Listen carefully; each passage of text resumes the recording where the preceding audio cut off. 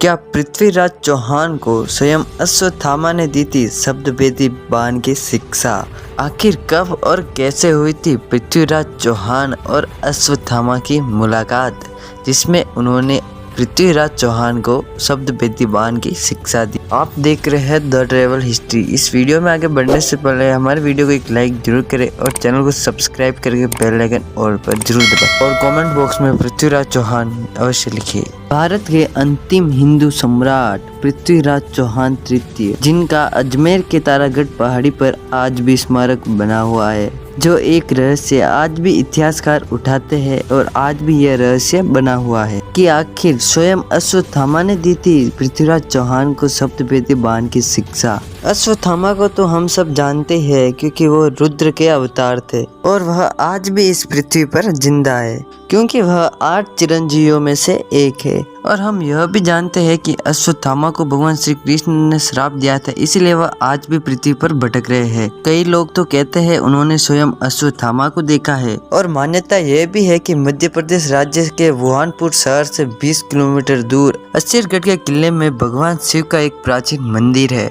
जहाँ सवेरे सवेरे अश्वत्थामा भगवान शिव की पूजा करने आते हैं। लेकिन क्या पृथ्वीराज चौहान अश्वत्थामा से मिले थे?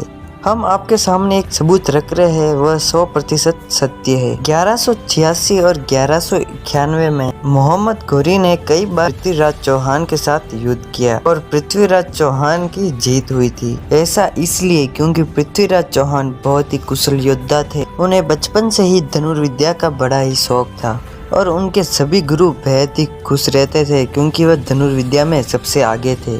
पृथ्वीराज चौहान यह जानते थे कि मोहम्मद घोरी को हराने के बावजूद भी मोहम्मद घोरी वापस जरूर आएगा और इस बार कई सारी विशाल सेना लेकर आएगा। ऐसे में उन्होंने रुख किया अस्सीरगढ़ के किले का। ऐसी मान्यता उस समय से चली आ रही थी कि वहाँ अश्वत्थामा, जो कि महाभारत के एक सर्वश्रेष्ठ योद्धा थे, वो आज भी इस धरती पर मौजूद है और वह अस्सीरगढ़ के किले में रोजाना पूजा करने आते हैं। कहा जाता है कि पृथ्वीराज चौहान ने कई बार अश्वत्थामा को देखने की कोशिश की, लेकिन वह हर बार विफल हो जाते थे। लेकिन एक ऐसा दिन भी आया जब अश्वत्थामा और पृथ्वीराज चौहान की मुलाकात हुई। कहा जाता है कि उनकी मुलाकात एक बुजुर्ग से हुई थी जिनके सिर पर एक गहरा घाव था, जहाँ से लगातार खून बहता ही रहता था। पृथ्वीराज चौहान एक अच्छे वैद्य भी थे और उन्होंने इस व्यक्ति का घाव ठीक करने का प्रस्ताव रखा और वह बुजुर्ग व्यक्ति मान भी गए। इलाज शुरू हुआ और 1 हफ्ते तक भी कोई फायदा नहीं हुआ। तब पृथ्वीराज चौहान चौंक गए और उन्होंने अपने अनुमान के हिसाब से उस व्यक्ति को पूछ लिया, क्या तुम वही अश्वत्थामा हो जो महाभारत काल के एक महान योद्धा है? इस पर उस व्यक्ति ने हाँ का जवाब दिया। पृथ्वीराज चौहान उनके आगे नतमस्तक हो गए और उनकी सेवा का प्रस्ताव रखा। ऐसे में अश्वत्थामा भी मान गए।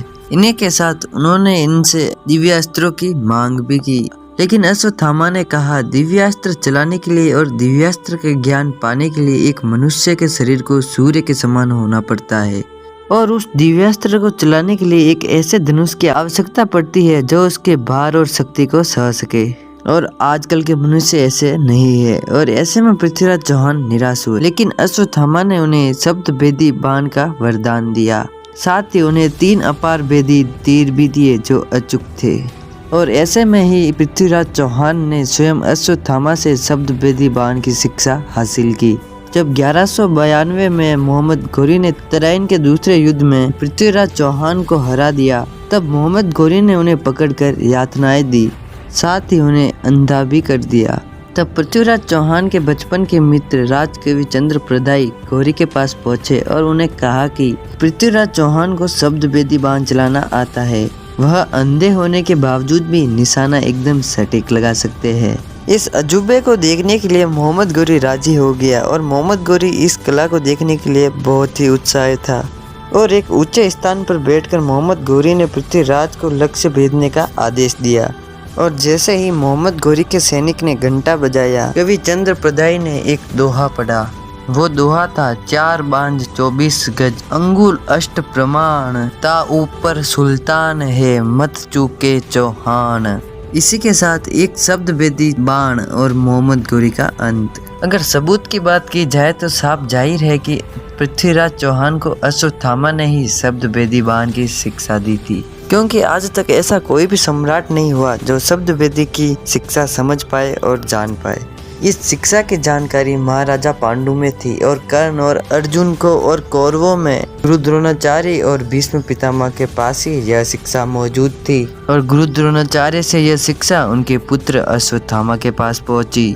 आप इस बारे में क्या समझते हैं हमें कमेंट बॉक्स में जरूर बताएं। क्या आपको भी हमारी तरह लगता है कि अश्वत्थामा ने ही पृथ्वीराज चौहान को शब्दवेदी बाण की शिक्षा दी थी, या आप इससे विपरीत सोचते हैं? कमेंट बॉक्स को अपनी राय से अवश्य भर दीजिए। आपको यह वीडियो पसंद आई हो तो इस वीडियो को एक लाइक करके हमारे चैनल को सब्सक्राइब जरूर करें और बेल आइकन ऑल पर जरूर दबाएं। तब तक के लिए देखते रहिए विभिन्न ज्ञान की मिस्ट्री द ट्रेवल हिस्ट्री।